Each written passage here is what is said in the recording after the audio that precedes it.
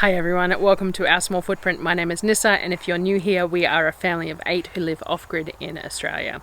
Today's video is a what we eat in a week. So a lot of people tune in for my everyday videos that show what we eat on a regular basis in, full depth ways, sharing how I prepare it and the recipes and all that sort of stuff. But there's a lot of people out there who don't want to see all the details. They just want to see the inspiration so that they can use that to help with their meal planning and things like that, is what I've found anyway. So what I've been doing is about every fortnight I've been doing a what we eat in a week video as well, and condensing the meals of the week into shorter bursts to share. Now, I generally have longer footage of each meal, and I can do that at any point. So at any time, if someone sees something in there and they want me to go more in depth, I'm more than happy to. We also eat meals numerous times throughout a month, so I'm always going to cook it again, and I can share at that point too. So what I've done is I've collated this week's meal, so it's a 7-day set of meals. We don't generally do breakfast as such. The children do. The kids all have porridge or cereal or bacon and eggs or leftovers from the day before or whatever else as breakfast and that sort of thing. But I only really film our lunch and dinner because Darryl and I generally only eat lunch and dinner. So a late breakfast, early lunch, and then dinner. So that's what I tend to film because that is the most constant thing that we have. Breakfasts are a serve yourself kind of an occasion. I do make porridge, I do baked oatmeals, I do all that sort of thing, but generally speaking, it's a serve yourself, and then when you want something cooked, you wait till 11, 12 when I cook something up for lunch as such. And we do generally have a cooked lunch and dinner every day. So that's what I'm sharing, is the cooked meals for you, rather than just the, throw some cereal in a bowl and have some milk with it. The kids eat a lot of, we buy on our 6 to 8 weekly grocery run, we buy rice bubbles, wheat bix and cornflakes, generally speaking, and they have that as first breakfasts a lot. In winter, less so. They tend to want porridge cooked every day, and that's fine. I just soak the oats overnight and I make porridge. I also do make our yogurt, I do an overnight ferment of yogurt, and then I make sourdough granola, and they have sourdough granola mixed with yogurt quite often as well. So there are variations, but generally speaking, it's a serve yourself sort of a thing. So I share mostly just lunches and dinners because that's what I cook and film each week. I think that's about it. So I think I forgot to mention, for anyone else who's new here, we only shop every 6 to 8 weeks. And so everything that we make is made from stocks that we have from those shopping trips, which means we do have some repetition because we buy seasonally. There's a lot of cabbage at the moment because I managed to get cabbage really cheap and it lasts really well in the fridge. So there's lots of cabbage in the meals. And yeah, so we're getting the hamper this weekend. We get the community hamper, $50 hamper, get whatever you want. I always film the hamper so you can see what it is, and I will do a week of meals from the hamper forward as well. So that will be my second one for March, and then grocery trip will be not long after that. So enjoy. This was what we ate for the week, and I will see you on the next video. Bye guys.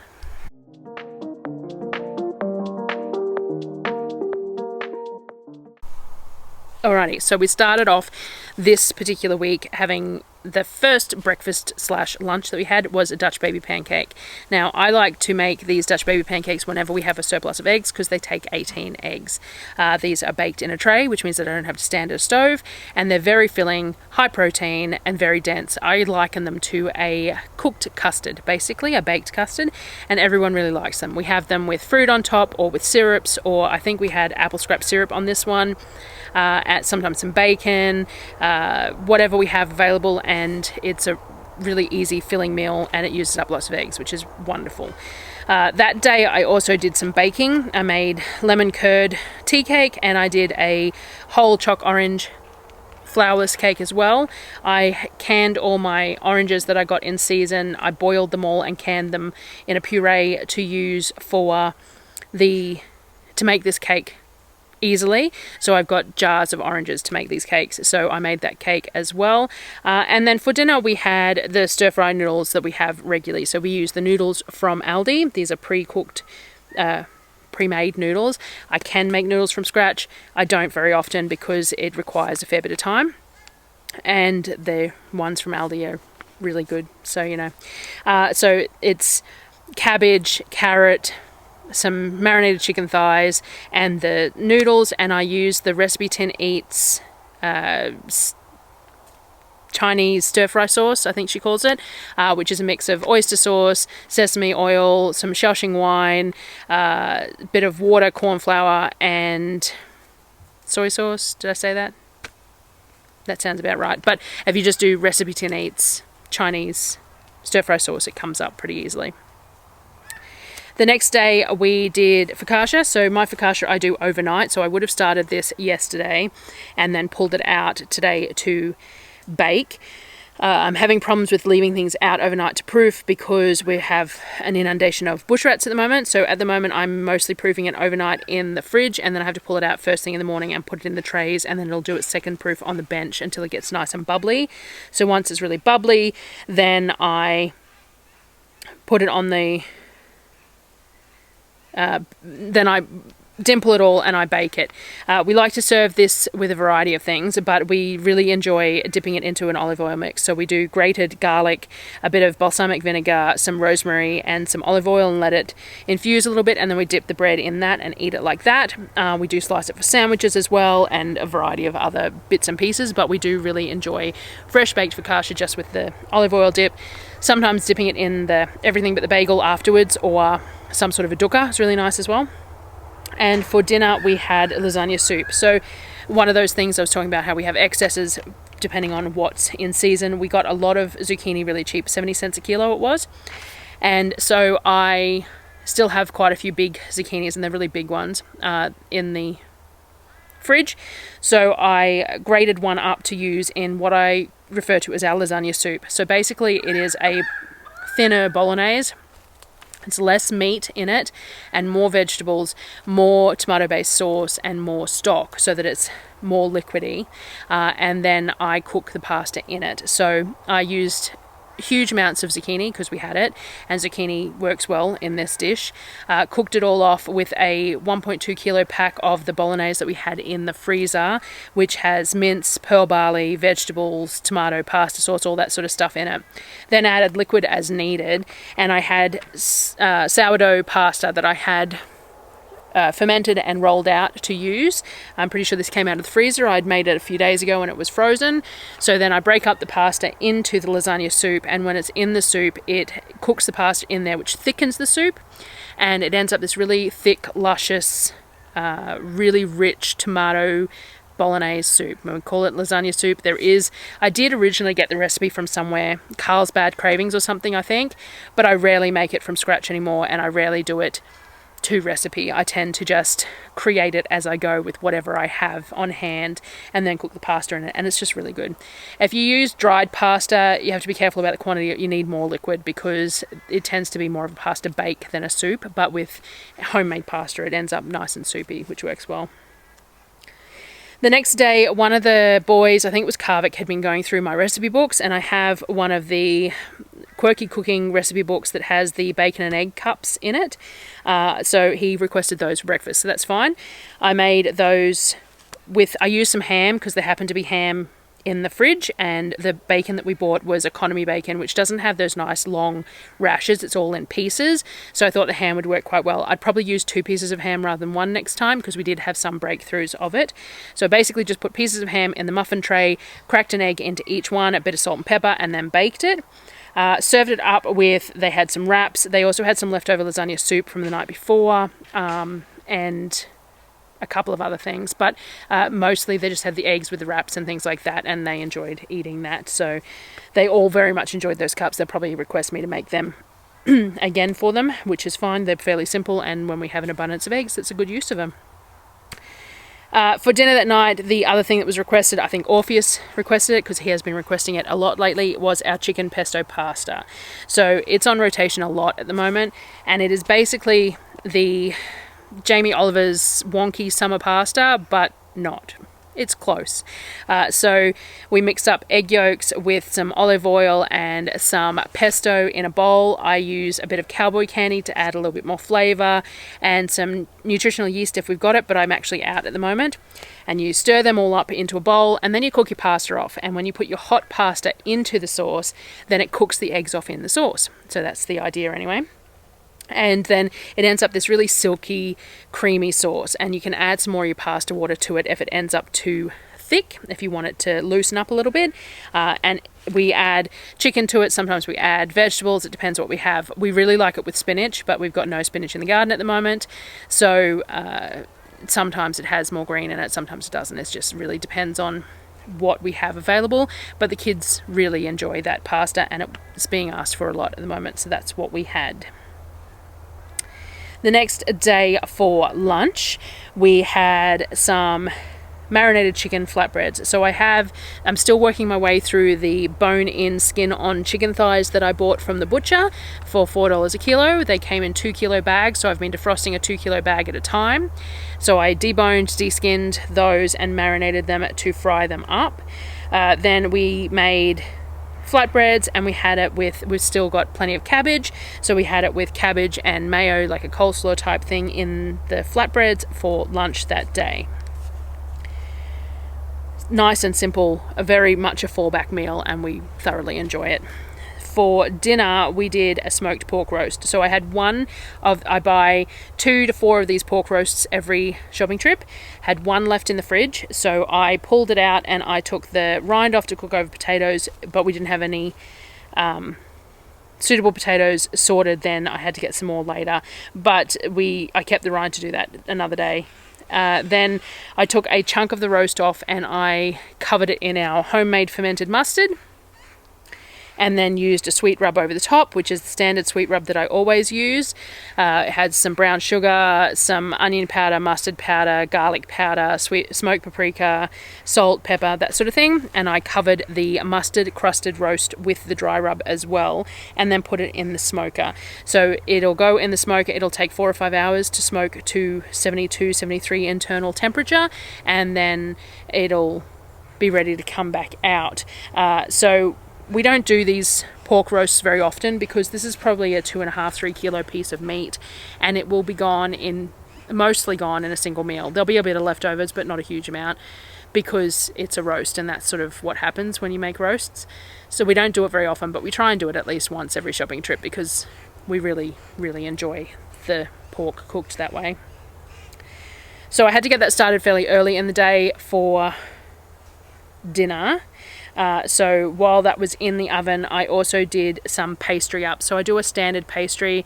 It's 400 grams of plain flour, 60 grams of lard, 60 grams of olive oil, and 110 grams of iced water in the Thermomix to bring it together and put it in the fridge until I'm ready to use it. So I did that as well when I was out there putting the pork in the smoker. Made that pastry. Once the pork was ready, I pulled it out. So as I said, once it gets to that 72, 73 degrees Celsius, then at internal temperature, then it's fine. We have a Bluetooth probe that we use to monitor the temperature of the meat in the smoker. I pulled it out and wrapped it in foil. So I like to rest it for an hour or so in foil to let all those juices reabsorb into the meat and the meat to relax and things like that.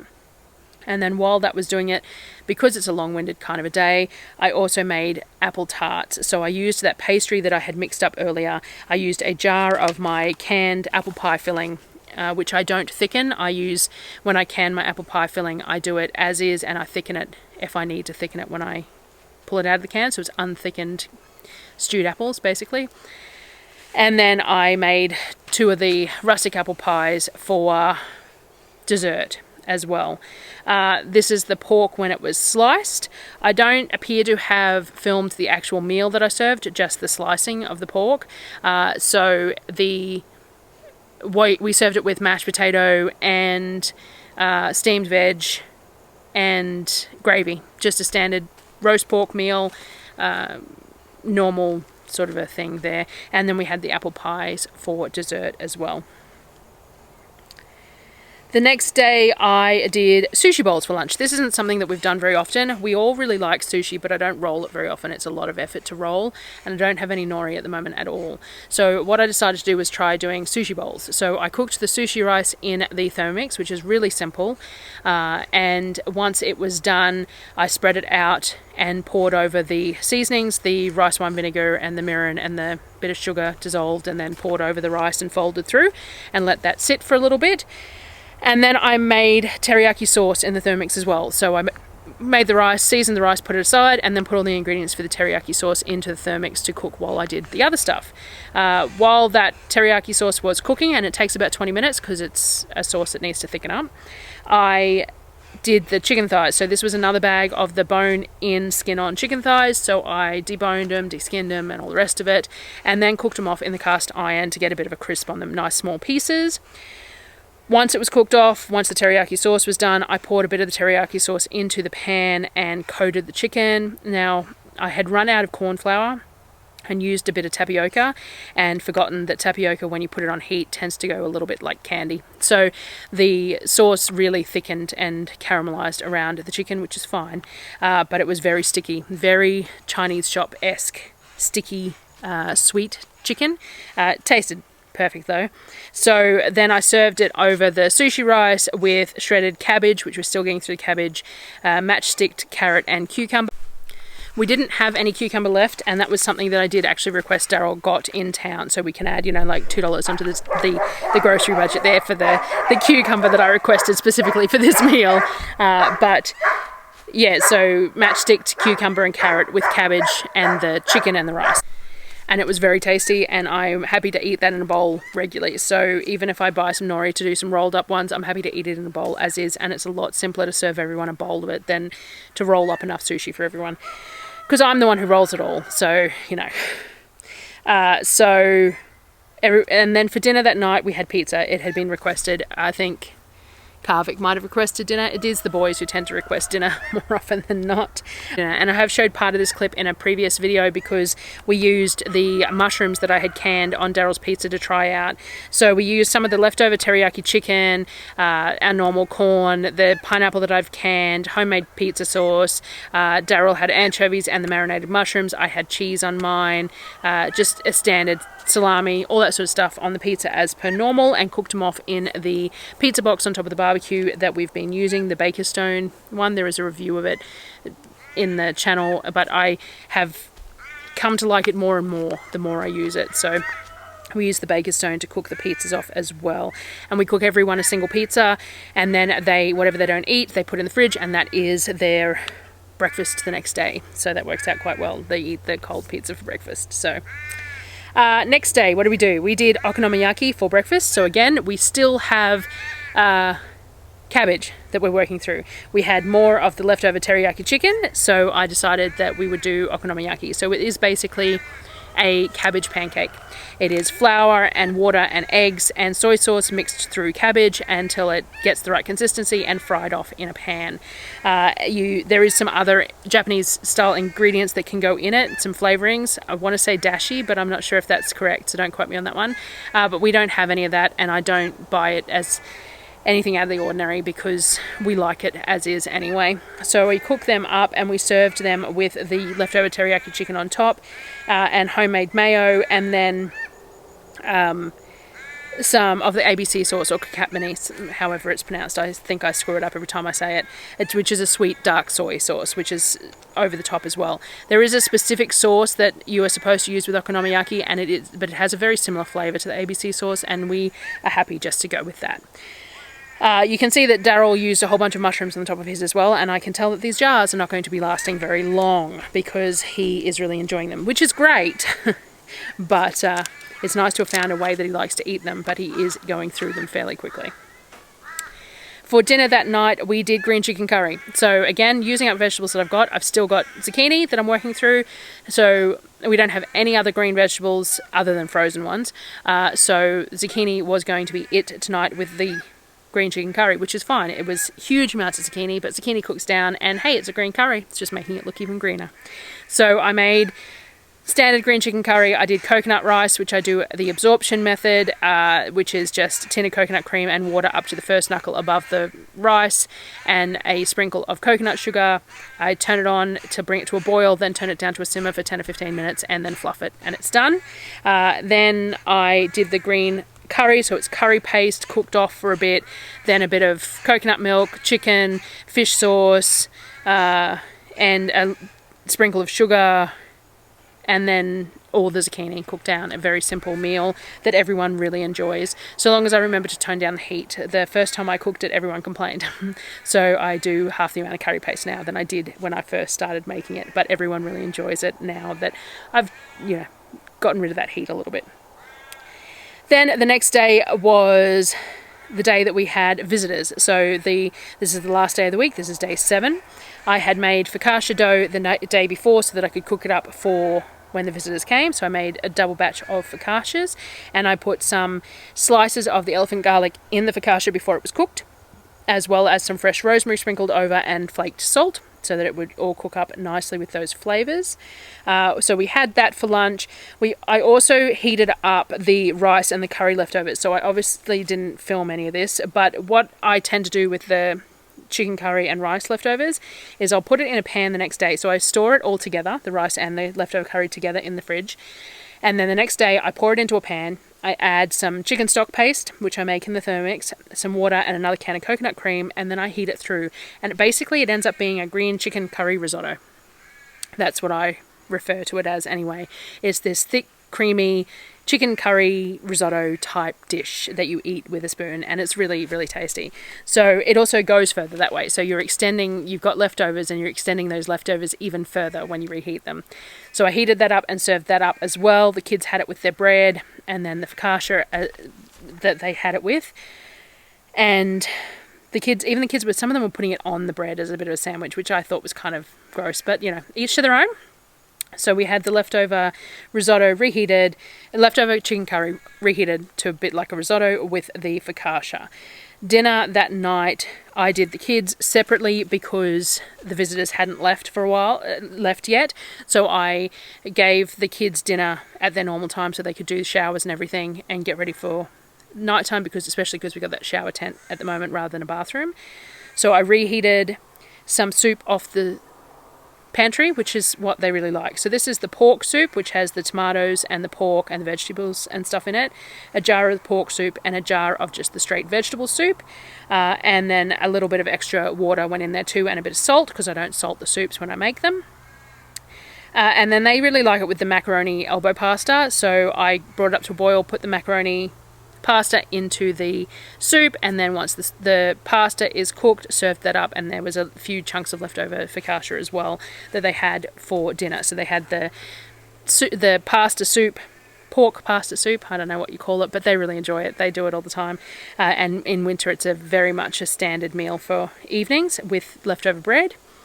And then for the visitors and Darryl and I reheated some dal. So I've shown the dal before that I make. It's a coconut curry based dal, Malaysian style, using split peas, and we have serves of it in the freezer. So all I did was reheated that and cooked up some of the roti that I had from the ones that I buy from Costco, and we just had that with the curry for dinner. And I didn't film any of it because it's dark by then and we don't have lighting in the kitchen and all the rest of it, and you didn't need to see me reheat a meal when you've seen me make the other ones for the day.